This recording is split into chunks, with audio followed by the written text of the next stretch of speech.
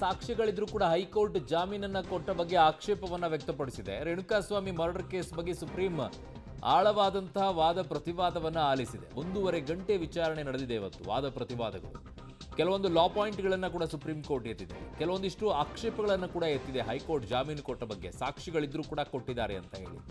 So ಹಾಗಾಗಿ ಈ ವಾದ ಪ್ರತಿವಾದ ಬಹಳ ಕ್ರೂಷಿಯಲ್ ಆಗಿತ್ತು. ಜೊತೆಗೆ ಅಲ್ಲಿ ಹಾಕಿರುವಂಥ ಪ್ರಶ್ನೆಗಳು, ಎತ್ತಿರುವಂಥ ವಿಚಾರಗಳು ಹೌದಲ್ವಾ ಅನ್ನೋ ರೀತಿಯಲ್ಲಿ ಕಾಣಿಸಿಕೊಳ್ಳುತ್ತೆ. ಬಟ್ ಏನಾಗುತ್ತೆ ಜಡ್ಜ್ಮೆಂಟ್ ಅಂತ ಕಾಯಬೇಕು ಅಂದರೆ ಇನ್ನೊಂದು ವಾರ ಬೇಕು. ಕಾರಣ ಎಲ್ಲ ವಾದ ಪ್ರತಿವಾದವನ್ನು ಆಲಿಸಿದಂತಹ ಸುಪ್ರೀಂ ಕೋರ್ಟ್ ನಾವು ತರಾತುರಿಯಲ್ಲಿ ಕೊಡೋದಿಲ್ಲ, 1 ವಾರದೊಳಗಡೆಗೆ ನಾವು ಆದೇಶವನ್ನು ಪಾಸ್ ಮಾಡ್ತೀವಿ ಅಂತ ಹೇಳಿದ್ದಾರೆ. ಅಂದರೆ ಈ 1 ವಾರದೊಳಗಡೆಗೆ ಆದೇಶ ಹೊರಬೀಳುತ್ತೆ, ಮುಂದಿನ ವಾರದೊಳಗಡೆಗೆ.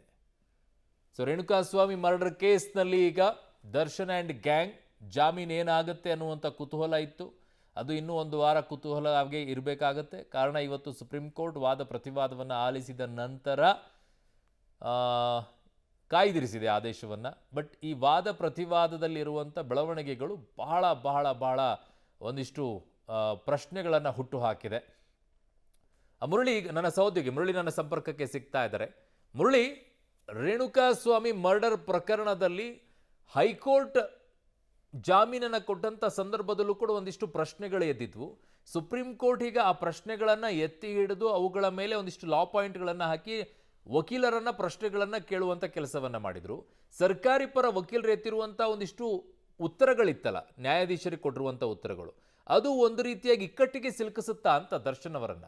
ಅರುಣ್, ಪ್ರಮುಖವಾಗಿ ಯಾವಾಗ ಹೈಕೋರ್ಟ್ನಲ್ಲಿ ಜಾಮೀನು ಮಂಜೂರಾಯಿತು, ಮೊದಲನೆಯದಾಗಿ ದರ್ಶನ್ಗೆ ಮೆಡಿಕಲ್ ಗ್ರೌಂಡ್ಸ್ನ ಮೇಲೆ ಜಾಮೀನನ್ನು ಕೊಡ್ತಾರೆ. ಅಂದರೆ ಅವರು ಹೇಳ್ತಾರೆ, ನನಗೆ L5 ಏನಿದು ಬೆನ್ನಿನ ಮೂಳೆ ಏನಿತ್ತು, ಬೆನ್ನಿನ ಮೂಳೆ ಸಾಕಷ್ಟು ದೊಡ್ಡ ಸಮಸ್ಯೆಯನ್ನು ಮಾಡ್ತಾ ಇದೆ, ಪಾರ್ಶ್ವವಾಯು ಆಗುವಂಥದ್ದು ಅಥವಾ ಲಕ್ವ ಹೊಡೆಯುವಂಥದ್ದು ಸಾಧ್ಯತೆಗಳಿದ್ದಾವೆ. ಆ ಹಿನ್ನೆಲೆಯಲ್ಲಿ ಅವರಿಗೆ ಶಸ್ತ್ರಚಿಕಿತ್ಸೆ ಅತ್ಯಗತ್ಯ. ಆ ಹಿನ್ನೆಲೆಯಲ್ಲಿ ಅವರನ್ನು ಜಾಮೀನಿನ ಮೇಲೆ ಬಿಡುಗಡೆ ಮಾಡಬೇಕು ಅಂತೇಳಿ ಹೈಕೋರ್ಟ್ನಲ್ಲಿ ಮನವಿಯನ್ನು ಮಾಡ್ಕೊಳ್ತಾರೆ. ಮನವಿಯನ್ನು ಮಾಡಿಕೊಂಡ ಬಳಿಕ ಮಧ್ಯಂತರ ಜಾಮೀನಿನ ಮೇಲೆ, ಅಂದ್ರೆ ವೈದ್ಯಕೀಯ ಗ್ರೌಂಡ್ಸ್ಗಳನ್ನು ಇಟ್ಕೊಂಡು ಮಧ್ಯಂತರ ಜಾಮೀನಿನ ಮೇಲೆ ಅವರು ಹೊರಗಡೆ ಬರ್ತಾರೆ. ಅದಾದ ಬಳಿಕ ಇನ್ನುಳಿದಂಥ 7 ಜನ ಆರೋಪಿಗಳೇನಿದ್ರು, 7 ಜನ ಆರೋಪಿಗಳು ಕೂಡ ಹೈಕೋರ್ಟ್ನ ಮೊರೆ ಹೋದಂಥ ಸಂದರ್ಭದಲ್ಲಿ ಹೈಕೋರ್ಟ್ನಲ್ಲಿ ವಾದ ಪ್ರತಿವಾದವನ್ನು ಆಲಿಸಿ ಹೈಕೋರ್ಟ್ ಒಂದು ಆದೇಶವನ್ನು ಕೂಡ ಕೊಟ್ಟಿರ್ತದೆ.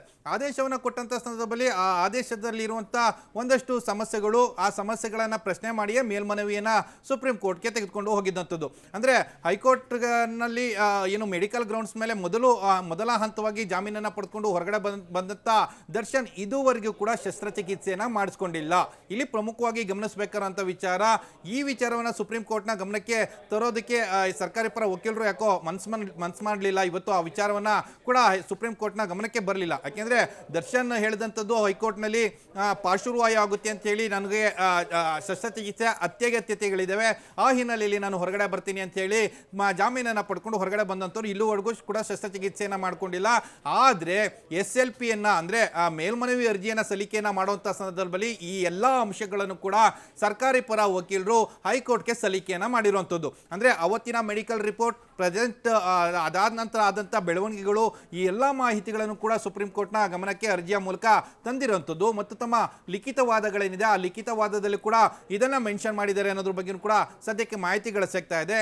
ಸುಪ್ರೀಂ ಕೋರ್ಟ್ ಇದನ್ನ ಯಾವ ರೀತಿಯಲ್ಲಿ ಪರಿಗಣನೆಗೆ ತೆಗೆದುಕೊಳ್ಳುತ್ತೆ, ಯಾಕೆಂದ್ರೆ ಇನ್ನುಳಿದಂಥ ಆರೋಪಿಗಳೇನಿದ್ರು, ಅಂದ್ರೆ ಈಗ ದರ್ಶನ್ ಹೊರತುಪಡಿಸಿ ಇನ್ನುಳಿದಂಥ 6 ಜನ ಆರೋಪಿಗಳ ಪಾತ್ರ ಏನು, ಅವರು ಯಾವ ವಿಚಾರಕ್ಕೆ ಈ ರೀತಿಯಲ್ಲಿ ಏನು ಇನ್ವಾಲ್ವ್ ಆಗಿದ್ರು ಈ ಪ್ರಕರಣದಲ್ಲಿ, ಅದರಲ್ಲೂ ಕೂಡ A1 ಮತ್ತು A2ಗೆ ಇದ್ದಂಥ ವಿಚಾರ, ಅಂದ್ರೆ ವೈಯಕ್ತಿಕ ವಿಚಾರಕ್ಕೆ ಇನ್ನುಳಿದಂಥ 15 ಜನ ಆರೋಪಿಗಳು ಕೂಡ ಬಂದಿದ್ರು. ಅಂದ್ರೆ 15 ಜನ ಆರೋಪಿಗಳನ್ನ ಇವರಿಬ್ಬರ ವೈಯಕ್ತಿಕ ವಿಚಾರಕ್ಕೆ ಬಳಕೆಯನ್ನ ಮಾಡ್ಕೊಂಡಿದ್ದಾರೆ ಅನ್ನೋದ್ರ ಬಗ್ಗೆ ಕೂಡ ವಾದವನ್ನ ಮಂಡನೆ ಮಾಡಲಾಯಿತು.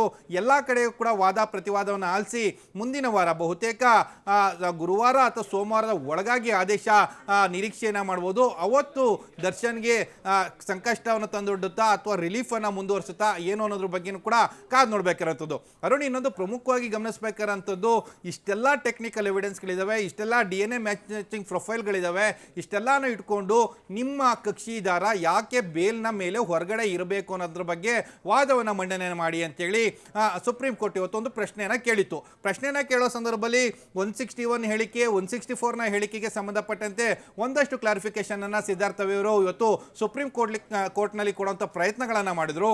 ಆ ಪ್ರಯತ್ನಗಳು ಮತ್ತು ಅವರ ವಾದ ಮತ್ತು ಲಿಖಿತ ರೂಪದಲ್ಲಿ ಸಲ್ಲಿಕೆ ಮಾಡಬೇಕಾದಂಥ ವಾದ ಎಲ್ಲವನ್ನು ಕೂಡ ಇವತ್ತು ಮಾಡಲಾಗಿರುವಂಥದ್ದು. ಜೊತೆಗೆ ಸುಪ್ರೀಂ ಕೋರ್ಟ್ ಸಿದ್ಧಾರ್ಥವಿಯವರ ಪ್ರತಿಯೊಂದು ವಾದಕ್ಕೂ ಕೂಡ ಆಕ್ಷೇಪಣೆಯನ್ನು ಎತ್ತುವಂಥ ಪ್ರಯತ್ನಗಳನ್ನು ಮಾಡ್ತು. ಯಾಕೆಂದರೆ ಪವಿತ್ರ ಗೌಡ ಪರವಾಗಿರ್ಬೋದು, ದರ್ಶನ್ ಪರವಾಗಿರ್ಬೋದು, ಅವರ ವಾದವನ್ನು ಮಂಡನೆ ಮಾಡೋ ಸಂದರ್ಭದಲ್ಲಿ ಪ್ರತಿಯೊಂದಕ್ಕೂ ಆಕ್ಷೇಪವನ್ನು ಎತ್ತಿ ಪ್ರಶ್ನೆಗಳನ್ನು ಕೇಳುವಂಥ ಪ್ರಯತ್ನಗಳನ್ನು ಮಾಡಿದರು.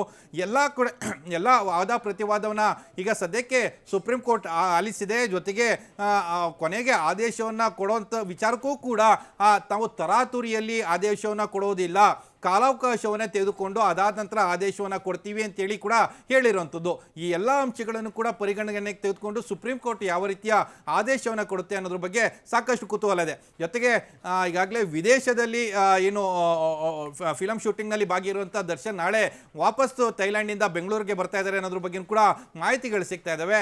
ಅವರಿಗೆ ಸಿಹಿಯನ್ನು ಕಾದಿಡುತ್ತಾ ಅಥವಾ ಕಹಿಯನ್ನ ಸುಪ್ರೀಂ ಕೋರ್ಟ್ ನೀಡುತ್ತಾ ಅನ್ನೋದ್ರ ಬಗ್ಗೆ ಕೂಡ ಕಾದು ನೋಡ್ಬೇಕಾಗಿರುವಂಥದ್ದು. ಅರುಣ್. ಓಕೆ ಮುರಳೀಧರ್, ನಿಮ್ಮೆಲ್ಲ ಮಾಹಿತಿಗೆ ಧನ್ಯವಾದಗಳು.